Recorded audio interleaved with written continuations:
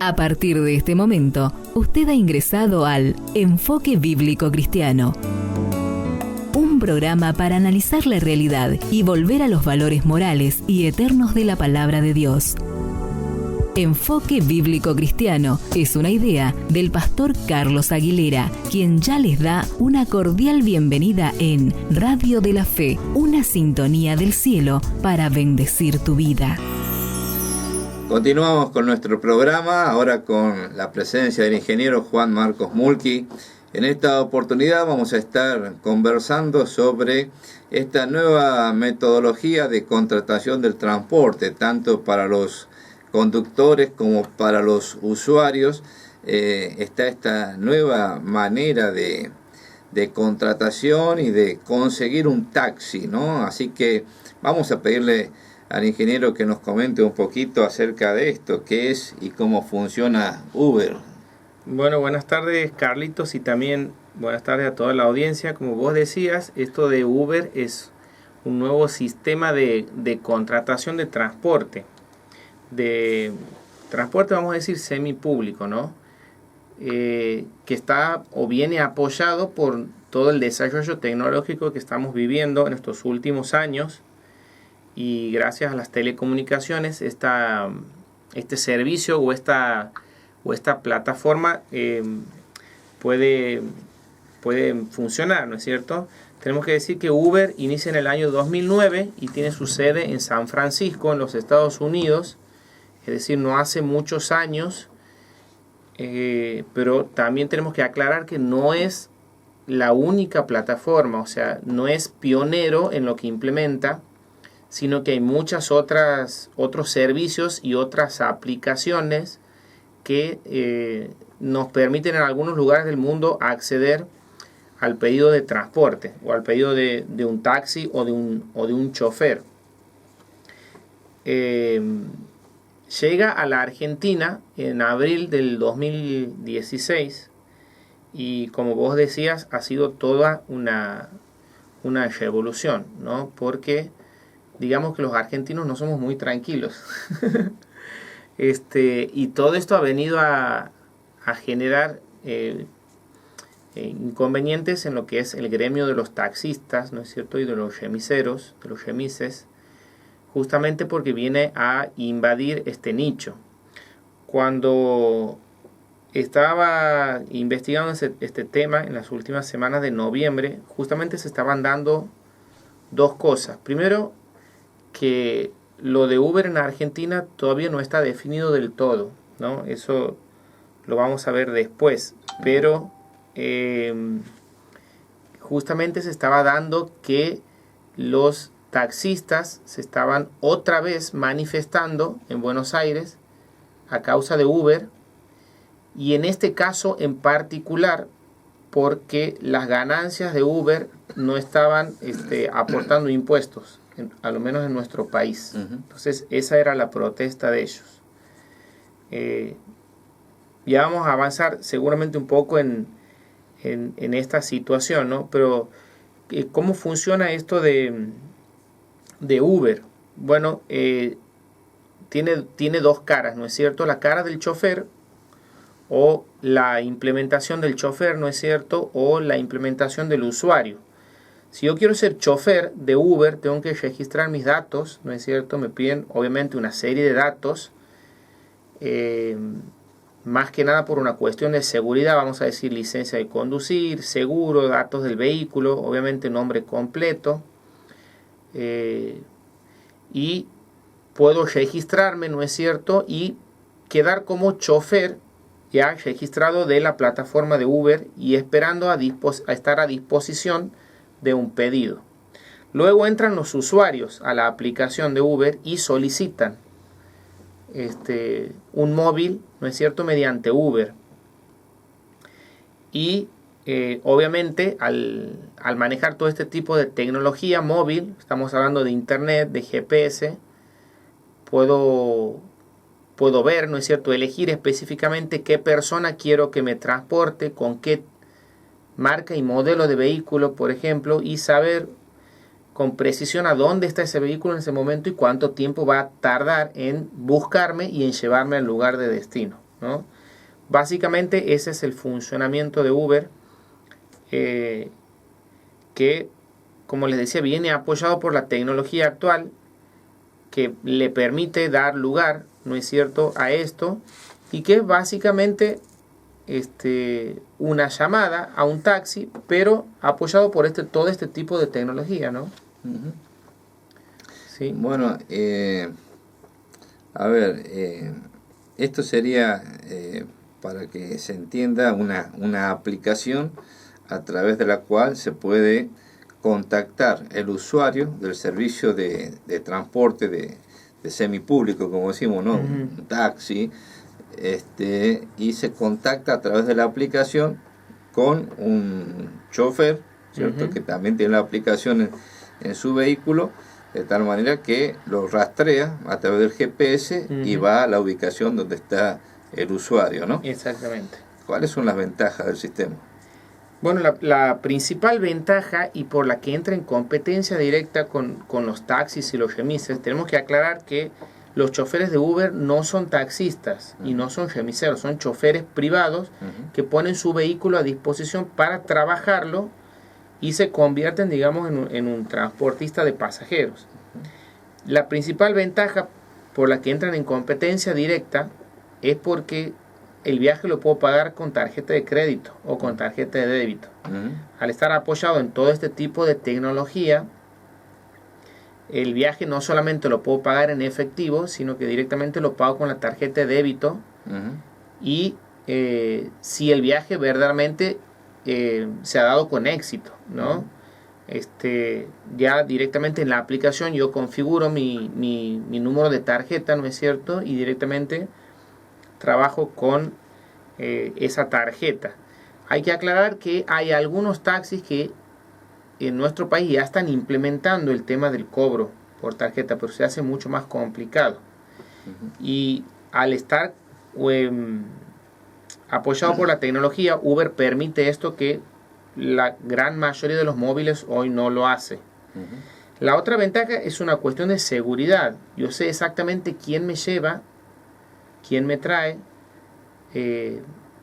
sé los datos del vehículo con precisión, uh-huh. sé los datos del chofer con precisión. Uh-huh. O sea, es una seguridad que me está brindando la plataforma. Uh-huh. Yo puedo chequear hasta con la patente del vehículo si verdaderamente los datos coinciden o no con los que el chofer ha manifestado, ¿no es cierto?, en Uber. Y es, como te decía, una cuestión de seguridad que por lo menos en nuestro país es muy importante, ¿no? Uh-huh. Y bueno, la ventaja es la facilidad, ¿no es cierto? La facilidad también del acceso a través de toda esta tecnología a poder elegir verdaderamente un servicio que satisface la necesidad, ¿no es cierto?, de transporte, aún de una manera mucho más cómoda de lo que es un remis o un taxi en la actualidad, porque estoy directamente con mi teléfono, con mi computadora, ¿no es cierto?, ingresando y eligiendo el móvil más cercano a mi domicilio, ¿no es cierto? Y vamos a suponer, hoy hay una dificultad que no es lo mismo si yo quiero tomar un transporte para irme a la ciudad de La Banda como para irme, por ejemplo, a la terminal lleno de valijas. Yo necesito elegir un vehículo específico para eso. Claro. ¿No es cierto? Que hoy por hoy, si llamo por teléfono a una compañía de remises, tal vez no satisfacen esa necesidad. Uh-huh. Y menos aún si salgo a la calle puedo tener esa libertad de elección. Claro. ¿No es cierto? Y bueno, y Uber también se preocupa en que los autos cumplan con los requisitos mínimos, ¿no es cierto?, de seguridad, de comodidad. Claro. Todo ese tipo de cosas. Eso sería la diferencia con otras plataformas o aplicaciones que se están utilizando en el mercado, ¿cierto? Aquí uh-huh. en la ciudad tenemos una aplicación, ¿cierto?, con la cual uno puede llamar vía por esa aplicación una empresa de radiotaxis, sí. ¿cierto? Ahora no tiene la posibilidad de elegir el tipo de vehículo, sabe la patente del vehículo, tal vez el chofer, pero no el tipo de vehículo al cual uno podría estar accediendo. Sí. ¿No? Y por otro lado, bueno, sabemos que hay mucha resistencia por los gremios, como decías, para que esto se pueda implementar. Ahora, ¿cuál es la situación actual? ¿Cómo está la cuestión en Argentina con respecto a esta empresa? Bueno, obviamente todo el gremio lo ha visto como una competencia, ¿no? Y han salido a las calles y como te decía recién, se siguen manifestando. Y en este caso se han manifestado en base a que Uber no está pagando impuestos en nuestro país. Y bueno, obviamente los taxistas tienen tasas que pagar. Y las ganancias de Uber se están yendo todas fuera del país. Uh-huh. Siempre pasa lo mismo, ¿no? Se protesta sobre algo o se señala a alguien y lo terminan acusando por evasión de impuestos. Y Uber no está exento de eso, digamos. Todavía está en un nicho legal, vamos a decir, o en un vacío legal, pero se lo va a atacar ahora por ese lado, por el tema de la evasión de impuestos. Cuestión que no tiene mucho argumento porque los sabuesos de la FIP le van a llegar muy rápidamente. Claro, lo que pasa es que es una compañía de afuera. Todavía por el momento habría que ver cómo se maneja esa situación. Ha sufrido varias idas y venidas, ¿no? Hasta se ha alcanzado a prohibir la aplicación en el país. Uh-huh. Pero lo que hay que decir es que en Buenos Aires están circulando los coches y pronto va a aparecer en Córdoba, si es que no ha aparecido ya, y también en grandes provincias como Neuquén, donde se hacen las convocatorias y los choferes se desesperan por anotarse. Uh-huh. Creo que precisamente en Córdoba había más de 3.000 candidatos ya anotados. Uh-huh. Para entrar su legajo a la aplicación de Uber y poner su vehículo y poner el servicio de esta persona a disposición de los que quieran transportarse. En nuestra provincia no está implementado, no hay cobertura en nuestra área. Uh-huh. Así que directamente no se molesten en bajar la aplicación y probarla porque no hay cobertura en nuestra área. Van a recibir ese mensaje uh-huh. diciendo que todavía no está el servicio implementado. Yo creo que aquí en Santiago va a ser más difícil por otras cuestiones.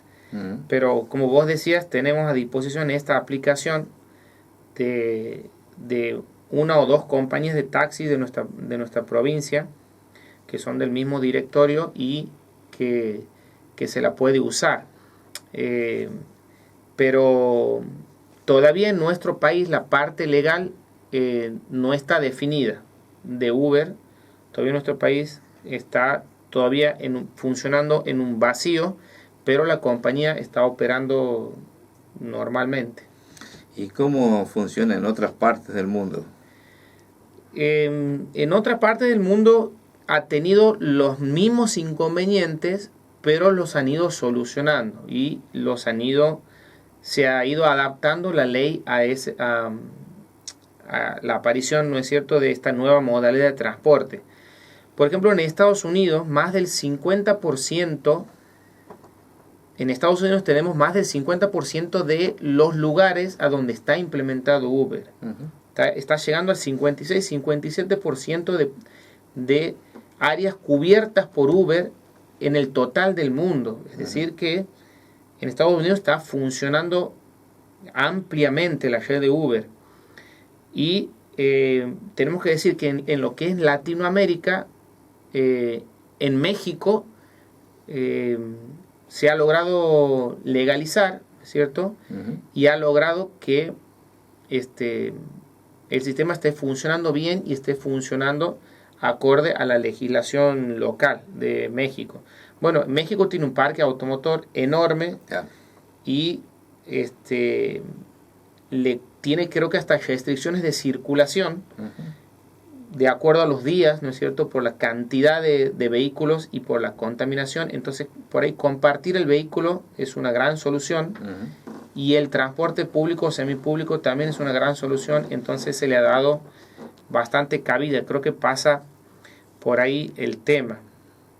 Pero todos los países están viendo cómo acomodarse. Brasil, Chile y en Europa sí ha tenido bastante resistencia también. Pero es algo que se va a venir, y yo creo que nuestro país se va a ir acomodando.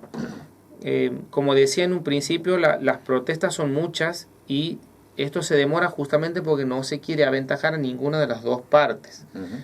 Lo que sí, Uber se defiende diciendo que esto no hay que verlo como una competencia, sino como un servicio extra para el usuario. En muchos lugares del mundo lo que se ha hecho es simplemente enmarcar a estos choferes en el mismo régimen que un taxista, ¿no es cierto? Claro. Que saquen su licencia profesional, partiendo claro. desde ahí, que paguen las tasas impositivas uh-huh. de un chofer público, y que se adecúen a las leyes del país, por ejemplo, en cuanto al modelo de los vehículos que tienen uh-huh. que usar, y que tengan las comodidades mínimas. Claro. Básicamente por ahí pasa esa cuestión. Pero bueno, en Buenos Aires está funcionando, falta la parte legal, Córdoba, Neuquén y en otras partes del mundo tenemos cobertura amplia y legal, digamos, de Uber. Bueno, muy interesante el tema. Nos están viendo Germán, te manda saludos, Daniela, no sé si la conoce, sí. Evelina, ¿quién más está? Oscar Hoyos, Elsa desde Rosario, bueno, y muchos más que pasan por la pantalla del Facebook. Gracias por estar ahí acompañándonos, recibiendo nuestras novedades en el mundo de la tecnología. Un saludo para Germán. Germán es hermano de Daniela, así que nos están escuchando desde Arroyito. Arroyito, muy bien. Sí, aquí hay mucha gente que nos está siguiendo. Víctor también. Bueno, han pasado Miriam de Coronel Suárez. Bueno, tenemos gracias. Más cobertura que Uber, parece. Tenemos, sí, no, Uber se queda chiquito con nosotros, pero pronto seguramente esta nueva modalidad de contactar el transporte, porque no es una modalidad nueva de transporte, sino es la forma de contactar el servicio, de contratar el servicio. Y como siempre, bueno, las leyes quedan atrás de las modalidades tecnológicas que van mucho más rápido que los acomodamientos jurídicos, pero seguramente por razones de seguridad y también impositivas, muchas estas modalidades de transporte van a ser reconocidas en el ambiente jurídico. Así que, bueno, muchas gracias, Juanqui, por acompañarnos, y nos encontramos el próximo martes, si Dios quiere. Vamos a escuchar un tema musical y enseguida volvemos con la reflexión final. Llegamos al momento de la reflexión final en nuestro programa, y quiero compartirte lo que escribió un salmista llamado Asaf. Asaf era uno de esos hombres, como tantas veces nos pasa a nosotros, que vemos la maldad en el mundo, como te decía en la reflexión inicial. Parece que en este mundo, en la sociedad en la que estamos actuando, muchas veces los que se portan mal les va bien, y a los que se portan bien les va mal. Y eso muchas veces despierta ciertos cuestionamientos hacia uno mismo y hacia Dios. Bueno, esto que parece algo tan actual no es tan así. Como les decía al principio, hay gente que dice la Biblia es un libro viejo, arcaico, caduco, escrito para otra gente, para otra cultura, en otro momento histórico, y ya no tiene aplicación para nosotros hoy. Pero sin embargo, los problemas morales del hombre siempre han sido lo mismo desde que el hombre es hombre, y la sociedad en este aspecto de la moralidad no ha evolucionado como la ciencia o la tecnología, sino todo lo contrario, va en una franca involución. Y cuando este hombre, Asaf, veía esta realidad en la que todos nosotros nos movemos, escribió en el Salmo 73, que está en la Biblia: por poco se deslizaron mis pies, casi resbalaron mis pasos, porque tuve envidia de los arrogantes al ver la prosperidad de los impíos. Yo me acuerdo cuando estudiante tenía un compañero que se portaba muy mal, siempre hacía de las suyas y no lo descubrían. Él se las ingeniaba para ser el peor de la clase y que los maestros no se dieran cuenta que él era el que causaba todos los disturbios adentro del aula. Y muchas veces los que éramos inocentes caíamos en la volteada porque pagábamos justos por pecadores. Y muchas veces esto que se pasa en la escuela es la realidad de la sociedad en la que vivimos. El Salmo 73 explica solo en términos generales, no entra en los detalles de qué es lo que lo estaba molestando a Asaf, pero Asaf lo expresa y lo manifiesta de esta manera. Resulta claro que él y muchos otros ven que los señores malos, aquellos que están en la inmoralidad, en la corrupción, muchas veces prosperan, aparentemente todas las cosas les va bien, la vida les sonríe y hacen cosas monstruosas sin recibir ningún castigo. La primera parte del Salmo podría resumirse en una pregunta: ¿no se da cuenta Dios de lo que está pasando? ¿O es como que Asaf le estuviera diciendo a Dios: Dios, despertate, mirá lo que está pasando en este mundo?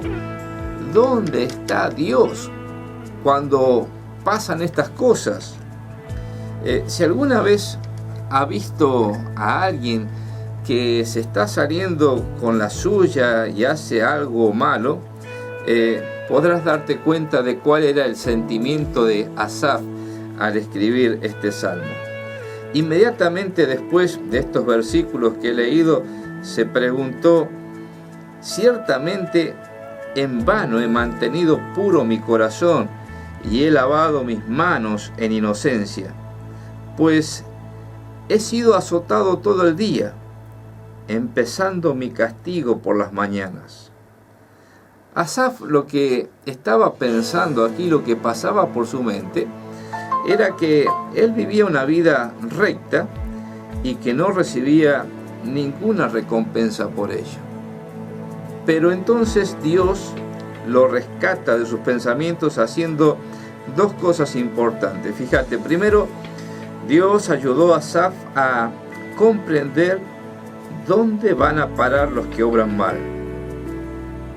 Dice el versículo 18 de este Salmo 73 que los que obran mal no lo harán así eternamente. Ciertamente los has puesto en deslizaderos y los harás caer en la decepción. ¿Cómo han sido desolados de repente? Se acabaron, fueron consumidos por el terror. Y otra cosa que Dios le enseña a Asaf es que Dios lo tenía en sus manos. Dios lo protegía, Dios lo tenía sustentándolo. Cuando Asaf reconoció el poder y la protección admirable de Dios, dijo: me tomaste de la mano derecha, me has guiado según tu consejo, y después me recibirás en gloria. Más adelante dice en este salmo: pero la roca de mi salvación y mi porción es Dios para siempre. Y también dice: en el Señor he puesto mi refugio para contar todas tus obras.